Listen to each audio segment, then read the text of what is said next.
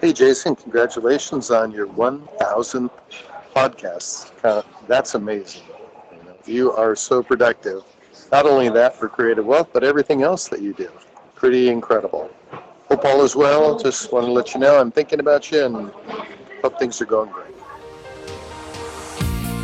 Welcome to the Creating Wealth Show with Jason Hartman. You're about to learn a new slant on investing, some exciting techniques, and fresh new approaches to the world's most historically proven asset class that will enable you to create more wealth and freedom than you ever thought possible. Jason is a genuine self-made multimillionaire who's actually been there and done it. He's a successful investor, lender, developer, and entrepreneur who's owned properties in 11 states, had hundreds of tenants, and been involved in thousands of real estate transactions. This program will help you follow in Jason's footsteps on the road to your financial independence day. You really can do it.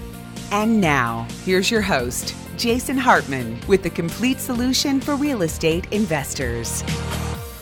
Welcome, listeners from around the world. This is episode 1034, episode 1034. This is your host, Jason Hartman. Thank you so much for joining me today as I am coming to you so gratefully and so thankfully from Southern Florida. Yes, back in the USA. It's great to be back from Europe, where I visit a couple of times a year. I guess you could say it's my homeland. I was born there. So now you know I can't run for president. Not that I could win, but I was not born in the United States. I was born in Europe, the land of scarcity, versus America, the land of abundance. Yes, Europe, where everything is smaller, lesser, and lamer than it is in America. But I do visit there a couple of times a year. It seems like every year. I was gone for almost a month this time. I like to visit, but I got to tell you, it is so hard to get anything done there. It is unbelievable. I just can't imagine if I was in business in Europe. Now, of course, we say Europe, it's a generalization because every country is different, right? But, you know, the overriding theme is bureaucracy, socialism, difficult to do things. Everybody talks about the procedure. This is our procedure. Don't you understand? We can't actually think. We're drones. This is the procedure. Anyway, I got to stop picking on Europe because I'm going to offend more of my European audience. Hey, sorry. I know if you're in Europe and you're listening to this, you are not one of them and you are frustrated by exactly what I'm telling you because it is frustrating. It's very frustrating. This kind of like attitude that the government will solve all your problems. It just weaves its way through every part of life. You know, people say, why do you talk about politics so much? Politics, it's like air. You know, it's a big deal. It's the context in which we live. It impacts so much of our lives. But, you know, whatever. We don't have to keep on that. So what else is going on here? So the economy is booming. Congratulations to Trump, love him or hate him, surpassed his growth goals in the last quarter. 4.1%. I think I talked about that on the last episode.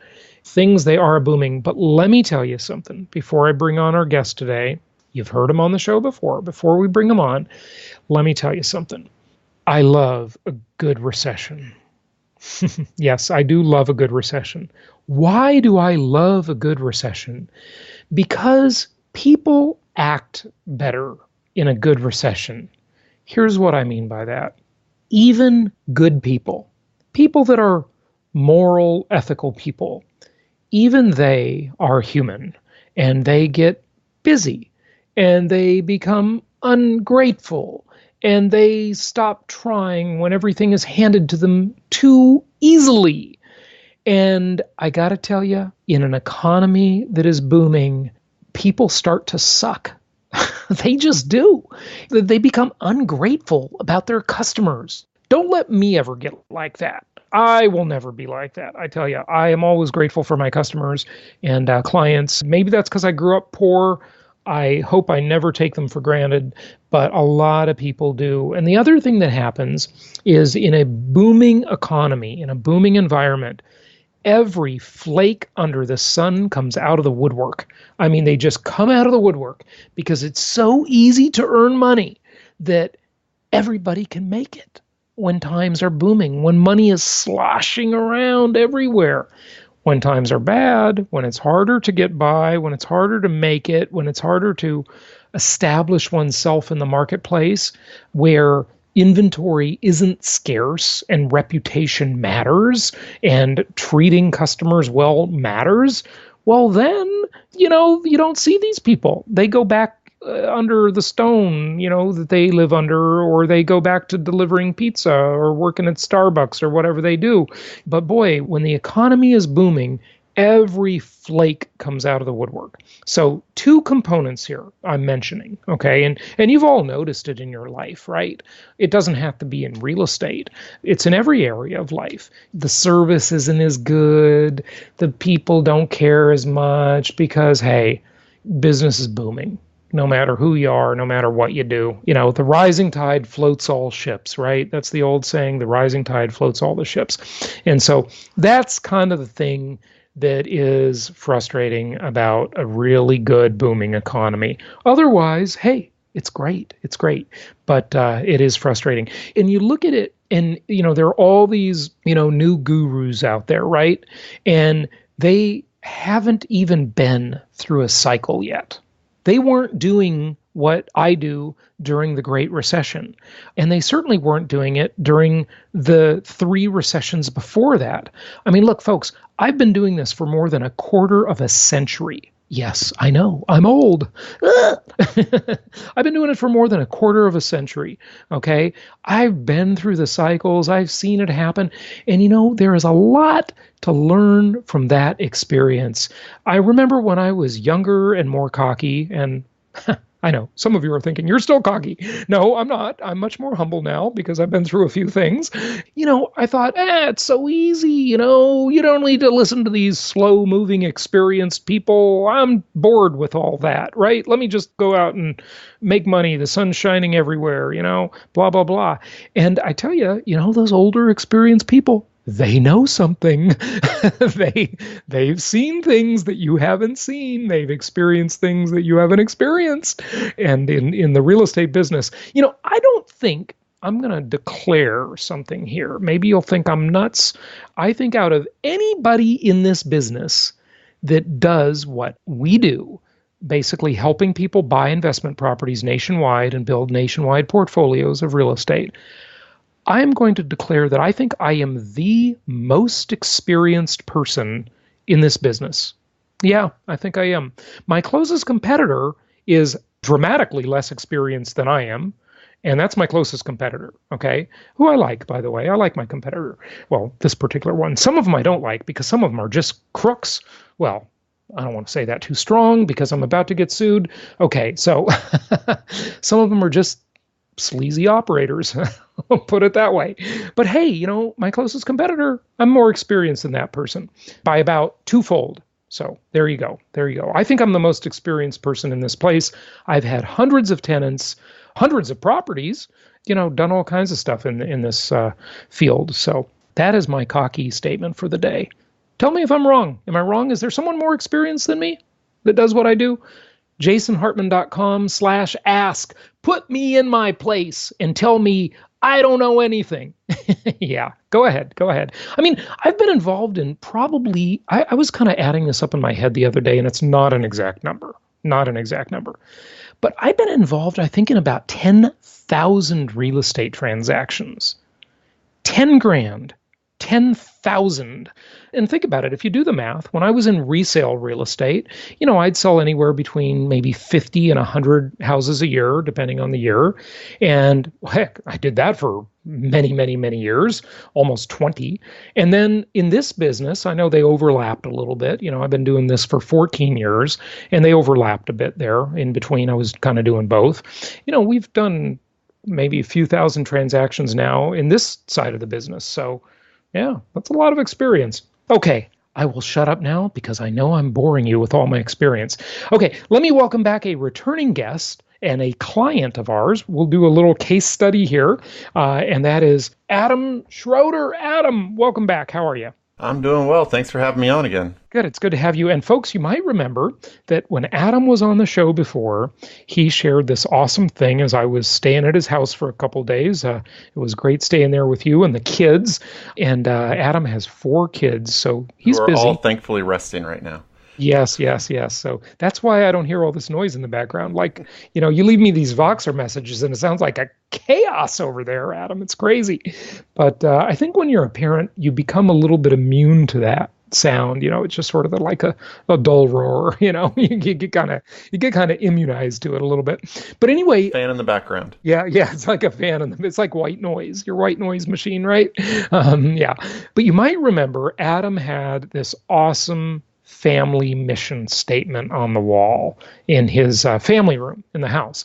And it was on the wall on like canvas and had this really cool thing, and talked about it on the show before. So that was good, Adam. But today you have some management and self-management, we're talking property management, questions. Apparently you stumped one of your property managers.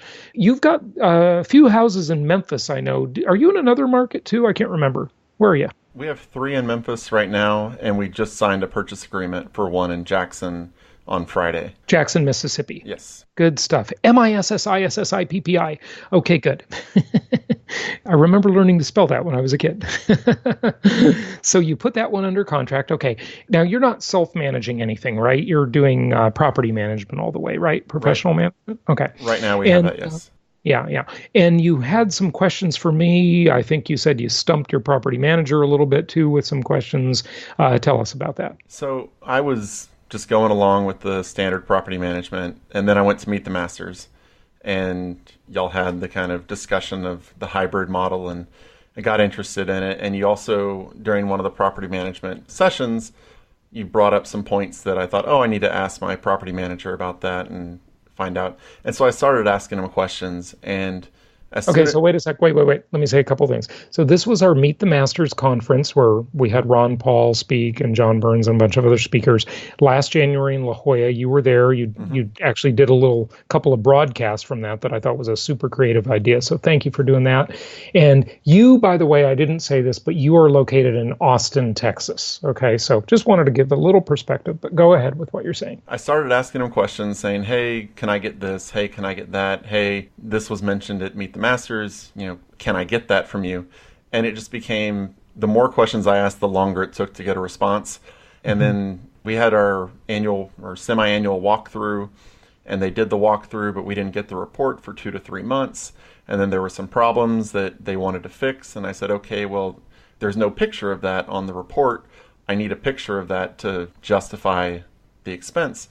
And it took another couple weeks or a month to get the pictures and to get all the answers, and it just became a nightmare. And I started thinking, you know what, if I'm going to go through all of this hassle getting an answer from them, I may as well just do it myself. But before I do it myself, I wanted to get a little bit more clarity, which is why I wanted to do this podcast with you. Yeah, well, you know what, folks, this is what I've been saying about self-management, okay? And I don't know that that's where we're going with this because, by the way, this interview is completely impromptu. I have no idea what Adam's going to ask me, okay? But if it's about self-management, a lot of you think that it's harder to self-manage. I submit to you that it could be a lot easier. Like some people think, well, I don't have the time to manage my own properties, right? Folks, sometimes it's less time to do it yourself. Here's a great example that I have shared before.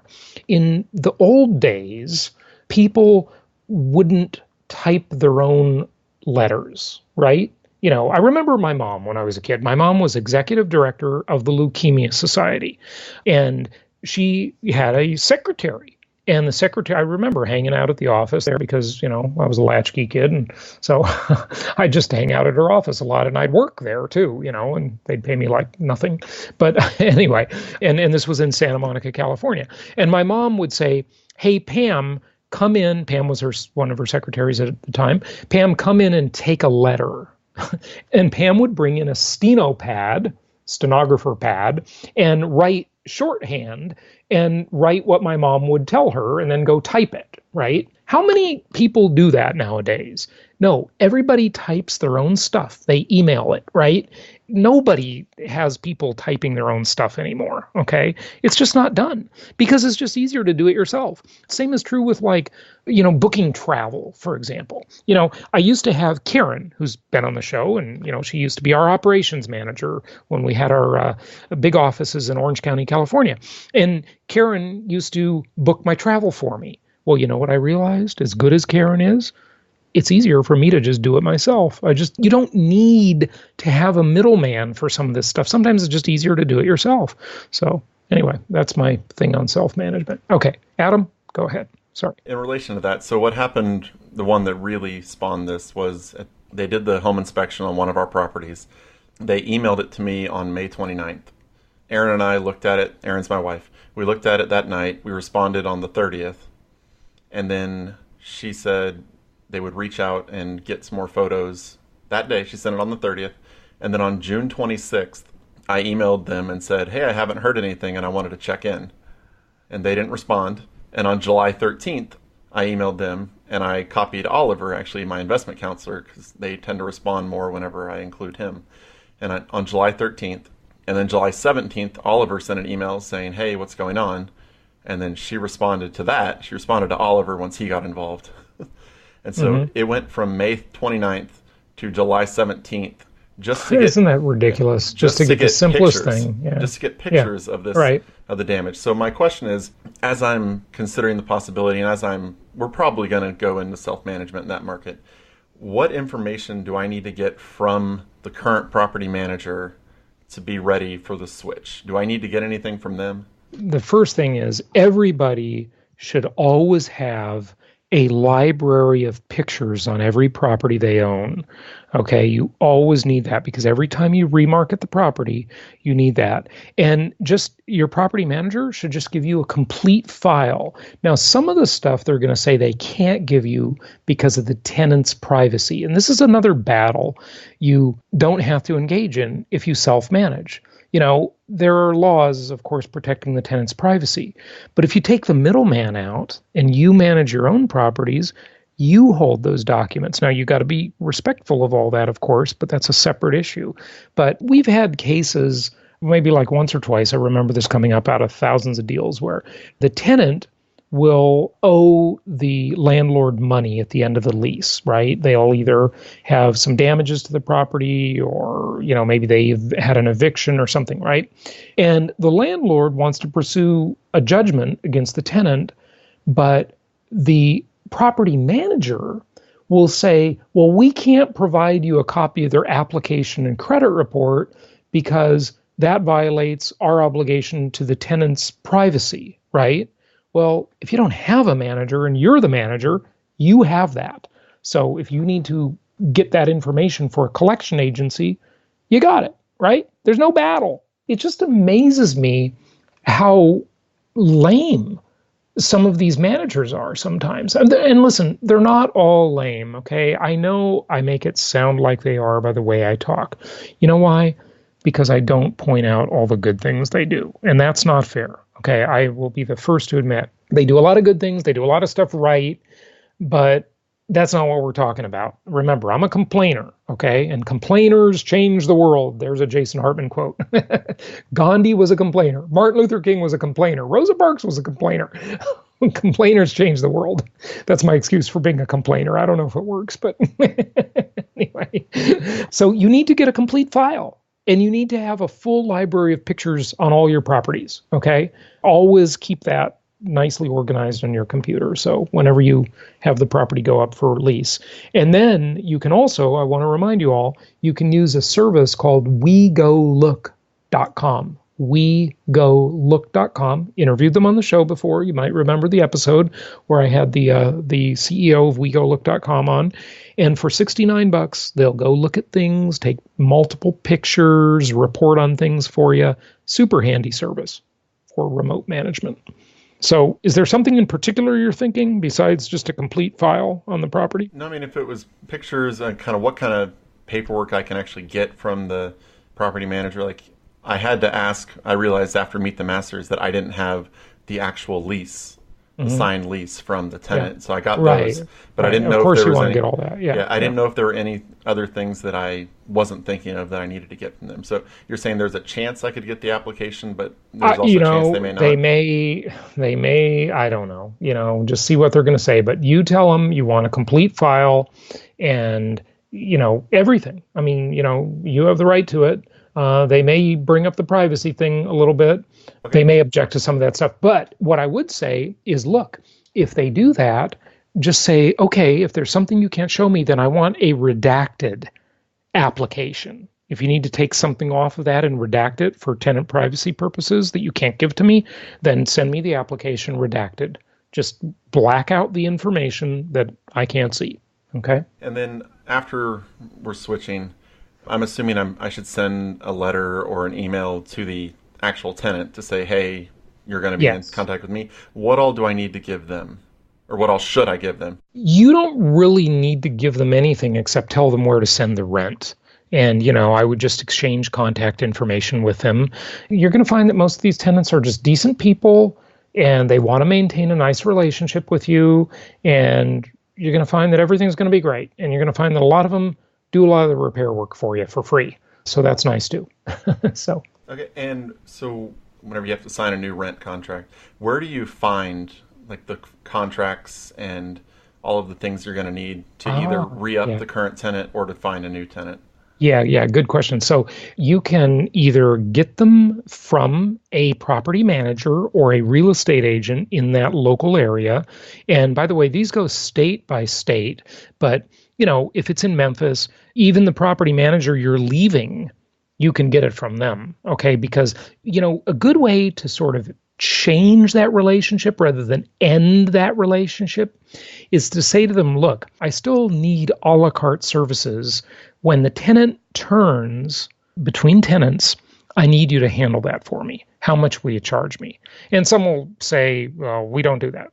They don't do a la carte or unbundled services, but a lot of them do it. Okay. So you can find a property manager that does it, or you can have a real estate agent do it. And the real estate agents and property managers have access to the form library with all the different forms and documents. Now, that's one place, okay? That's a good place to get the stuff. But you can also go to places like Nolo Press, nolo.com, Nolo.com. I think, that may not be their exact website, but I think it's probably nolo.com. They have a lot of great books on property management, and they have a form library on their site. You can buy forms there. You could buy them on Amazon.com. Stationery stores sell generic forms. You can get them at places like rocketlawyer.com. There are zillions of places. These forms are not a big deal. Okay? It's just not a big deal. And so if they don't do a la carte services, or if I'm not interested in having them do it, just say, what's the best way to find an agent that will actually know what they're doing? Well, yeah, know what they're doing is a whole good question because most of them don't know what they're doing. But, what happens when you use a la carte services is there's always a little bit of tension because you're always automatically dangling a little carrot in front of them because they want to get your business. If it's a real estate agent that doesn't do property management, they want to form a relationship with you because, the likelihood is with most people, in 5 years, you're going to sell that property or 3 years, or you might refer them to someone, or you might want to buy another investment property in the area, so they always know that there's maybe some future business coming, right, with a real estate agent. With a property manager, it's kind of the same thing. They want to get your property management account. So you can go and you can find property managers, you can look at Yelp and read reviews and stuff. Like I've said before, I just want to caution everybody that one of the challenges with property managers is the conflict of interest problem. There's an old saying, you can't serve two masters. You can't serve two masters. You can only serve one. So a property manager might have bad Yelp reviews, but that might be because they're strict with the tenants and the tenants hate that. So actually reading and looking at the reviews is important. So, you got to sift through them. I mean, you can't believe anything you read online, but it's better than nothing, right? It's a guide. And get a referral, get a referral from your investment counselor at our company, get a referral from other investors that you meet at our events. Those are good ways too. So there's lots of ways to do it. I just think that the type of relationship you get into with a full-fledged property management agreement, unless the property manager is really good, some of them are really good, most are mediocre, and some of them just suck. Okay, let's face it, is that even if they're really good or mediocre, they get complacent. With property management, it's like you have a contract. You're stuck with them, right? Whereas if it's an a la carte service, you're not stuck with them. And everybody just views the relationship differently, okay? I'll give you an example. In traditional real estate, like I used to be in traditional real estate for many years, right? The agents that had really long listing agreements, when someone wanted to sell their house, and if they gave me a really long listing agreement, I'm going to be a little more complacent about that. I hate to say it, right? It's just human nature because you have time. The listing's not going to expire. The seller is locked up. They've committed to you for X amount of time. If the listing agreement's short, it motivates them to work a little harder. Now, you don't want to make it too short that they're going to think, I'm probably not going to sell this house anyway, right? Because it's just not enough time. So, whatever happens, happens. But there's a happy medium there in that relationship, right? Does that answer it? Yeah, I think so. So what kind of fees should I expect? Should I expect the general fees that I'm currently paying my property manager, which is like half a month's rent? Yeah, it varies by area. So some areas, the properties go into the multiple listing service, the MLS, and in some areas they don't, okay? So it depends. And in some areas, the MLS fee to the co-broker or the agent that brings in the tenant, if they're co-brokering the deal, will be 3% of the lease term. So how that works is an example of, say the property is about $800 a month, just as an example, right? Because I'm making it a round number. That'll be about $10,000 a year if it's a 1-year lease, right? 3% would be $300, okay? That each agent would get $600 total, okay, that they'd split. But it's probably not going to be that on that low of a rent. So it might be half a month's rent. It might be 75% of the first month's rent. It might be 1 month's rent, okay? Or it might be a different scheme altogether, like I mentioned with the MLS. Now, here's the thing. You could make an agreement with a real estate agent or a property manager, but maybe even more likely a real estate agent, that says, look, I'll do all the marketing. Don't worry about it. And you go list the property on Postlets. You've got the pictures, you've got beautiful pictures of your houses, and you put it online and you list it yourself. And maybe you set up an email address, okay, that's a special email address that's like adamsmemphisproperties.com or something like that, right? And this email address forwards to you, to your regular email address, and to whatever real estate agent or property manager's address. You put that address on your Postlets account, your Zillow account, whatever, Craigslist, if you put it there. And then every time a lead comes in, every time a tenant says they're interested in that property, a prospective tenant, you both get the email and you both see how many leads are coming through. And, a lot of these sites have dashboards on the back end where you can look there and so forth. And it's just a whole different relationship when you see what's going on and you have some control over that relationship. And you know what? When I've done this, it motivates the property manager because, I say to them, hey, look, we got a dozen inquiries last week. What happened to all those prospective tenants? It's just a whole different dynamic, Adam. It's great. It's great. Get a little control of this relationship. And this doesn't take a lot of time. It's just really, it's like, hey, should I call someone into my office to dictate an email to them or just write it myself, right? Now, getting into insurance, I think right now the way our insurance is set up is we're on a master policy with the property manager. Do you recommend individual policies or lumping it together for a commercial policy? That's a toughie. Okay, so probably the individual policies are going to be better. Okay, probably. I'm not an insurance expert, okay, but I just know how I got burned, and another one of our clients got burned by that affinity group management.